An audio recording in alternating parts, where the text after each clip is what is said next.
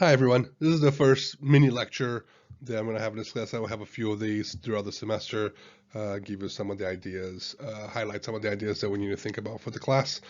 Just so you can see here, this is how you would cite this in your papers, right? So during the semester, I'm going to use a couple of different citations formatting. You just got to make sure that you are sticking to one of those formats when you're working on assignments that need citation. We're going to talk more about that later. Just want to kind of remind you, I'm going to put this in all of them so you know where to get the citation. All right. Okay, so let's get to it. So here's what we're going to be talking about in this lecture. First, I'm going to give you a brief overview of what is political science, then introduce you to the CSB and SU faculty in the political science department. Then I'm going to talk about what is international relations. I'm also going to talk about what is not international relations, and then I'll end you a little overview of what the key takeaways that you're going to remember for this lecture. Let's start with a brief definition of the field. Political science is the social science dedicated to understanding the exercise of power and its consequences, as defined here by Philip Schmitter, professor at the European University Institute. The discipline today is deeply influenced by Greek philosophy, where thinkers like Plato and Aristotle laid the groundwork for our exploration of governance, justice, and power. In the 20th and 21st century, political science has evolved, emphasizing the scientific method and robust methodologies. This ensures that our exploration of political phenomenon is grounded in evidence and analysis. Scholars often specialize in U.S. politics, comparative politics, international relations, political theory, political philosophy, or political methodology. Some also delve into public policy and public administration. Some political scientists venture into public policy and public administration, influencing the practical side of governance. We'll talk more about this relationship between the discipline and policy making later in the semester. So, in a nutshell, political science is a dynamic field shaping our understanding of power and societal dynamics. Political science departments differ a lot depending on the size of the college or the university and the broader institutional goals. For example, the role of a professor at a large university like the U is much different from the role we take here at CSB and SJU. Here, our primary goal is to teach you, and we do some research to complement that. Some of us publish books, some do research on teaching, some do other stuff, but our primary goal is to teach you. The political science department here aims to empower students with a comprehensive understanding of political life, fostering effective citizenship, and preparing them for leadership roles in government, public policy, law, business, and the nonprofit sector. Through innovative teaching, experiential learning, and collaborative student-faculty engagement, we enhance critical thinking, research, and communication skills, enabling you to attain political literacy necessary for responsible citizenship. Emphasizing the exploration of political concepts and theories, we encourage students to integrate new information into their worldviews and adopt the habit of the examined life. Additionally, we promote active participation in political life, leadership in various programs, clubs, and activities, both on and off campus, while inviting students to embrace Benedictine traditions of service, stewardship, and the community. In our political science department, we are fortunate to have a diverse team of 9 faculty members, each contributing to a wealth of knowledge to our academic community. There's me, Pedro dos Santos, specializing in comparative politics and international relations. My research is on gender and representation, which falls more into comparative politics side. Christy Siver brings her expertise to international relations and comparative politics with a research emphasis on ethics and conflict. Colin Hennigan's strength lies in comparative politics, international relations, and political methodology. Colin researches civil wars and other conflicts and is a wizard in computer programming. Claire Haig focuses on comparative politics and U.S. politics. Her comparative healthcare policy class is very popular. Dr. Haig researches populism. Whitney Court teaches U.S. politics and political methodology and does some really cool research on vice presidents in the U.S. Her class on political psychology is another very popular class. Phil Quirnbush specializes in law within the realm of U.S. politics specifically, and does a lot of work on constitutional law. Matt Lindstrom contributes to understanding of U.S. politics, doing research on sustainable cities, among other things. In the field of political theory, we have Jim Reed and Scott Johnson. Jim writes a lot about Abraham Lincoln, including a book that he published in 2022. And Scott is very knowledgeable of Machiavelli, a key political philosopher. So each of these 9 faculty members bring a unique perspective to our department and helps develop some pretty interesting courses for you to take. So what is international relations? I'm going to read the 2 definitions in this slide. One comes from Paul Wilkinson's 2007 Short Introduction to International Relations. The other comes from the book Political Sciences for Everyone, edited by Amy Atchison.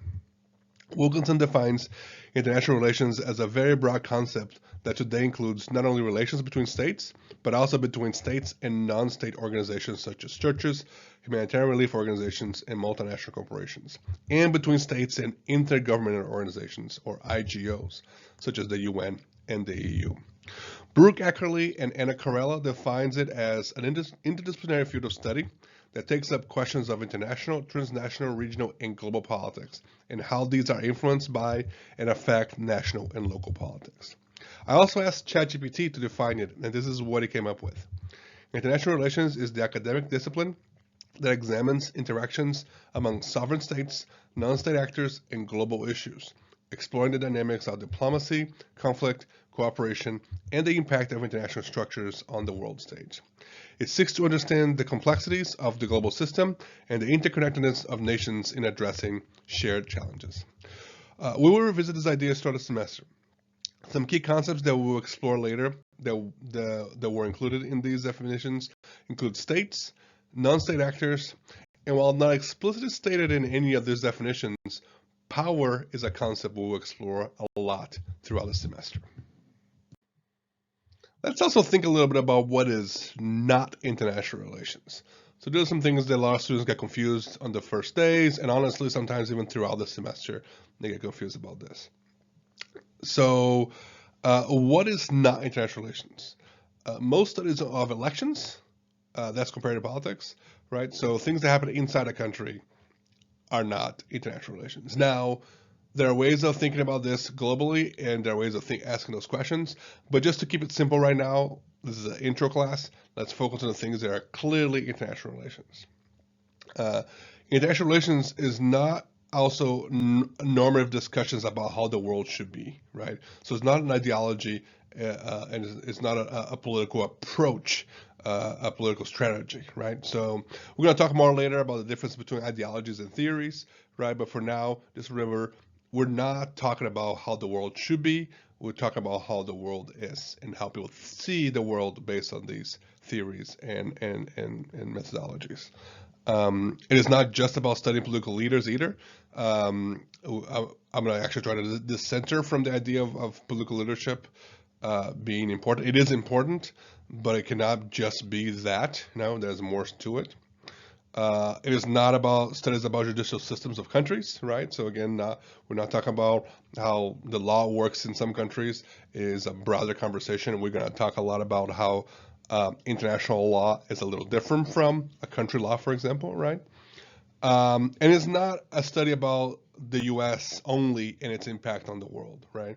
That's very ethnocentric, right? So of course, many of you are going to start this conversation from what you know, which is U.S. politics, but I'm going to continue to challenge you throughout the semester to think beyond what is the role of the U.S. And I'm going to actually challenge a lot of people's assumptions about what is the role of the U.S. in this conversation and where we are in terms of power dynamics, for example, right? So again, just kind of remind you all that these are some things that we're not going to be talking about that much in class.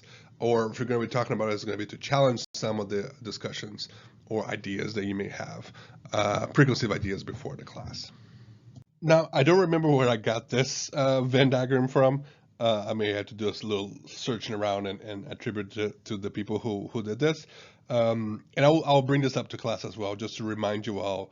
There are some interlapping areas where we can think about things that go on inside a country as important to understanding international relations.